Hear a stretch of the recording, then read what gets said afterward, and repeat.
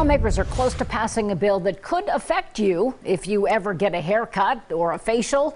The Senate passed a bill that will lower standards for state barber and cosmetology licenses. But a state barbers association is trying to block the bill that would cut cosmetology license training requirements from 1,500 to 1,000 hours and a barber's license from 1,800 to 1,000 hours of training. I can't do anything with anyone that's 1,000 hours. Waverly Willis owns and operates 3 barber shops and heads a nonprofit industry group known as the Ohio Barber and Beauty Alliance. He blames large chains for pressuring lawmakers to cut training requirements and lower standards. Now, if a regular barber student comes out at 1,000 hours, I probably wouldn't even interview him because it would be too much of a heavy lift for me to leave my client in the chair to go help out the new barber. But great clips, sport clips, those type of chains, they'll gladly take them. Willis says there is a shortage of licensed workers. The conservative think tank, the Buckeye Institute, agrees.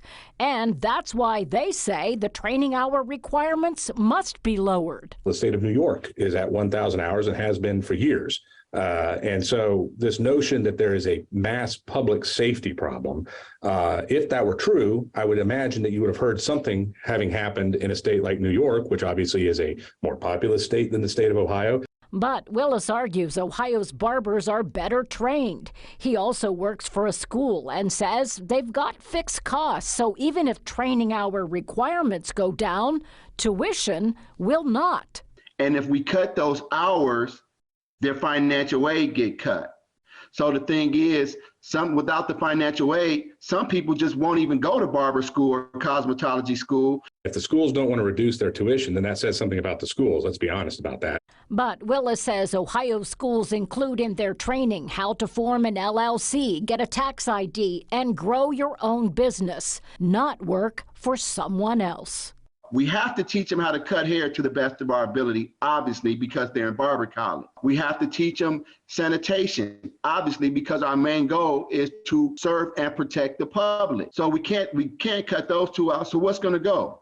The business part of it. Supporters of the bill say schools can still teach those things and offer extra hours of training, but it should not be required. In other states, with no cost, no safety consequences for consumers, and as far as I can tell, no major consequences to the individuals. They're out there working. The Ohio House also passed a version of this bill, and now the House and Senate have to hammer out differences. And if they do, it's likely headed to Governor DeWine for his signature.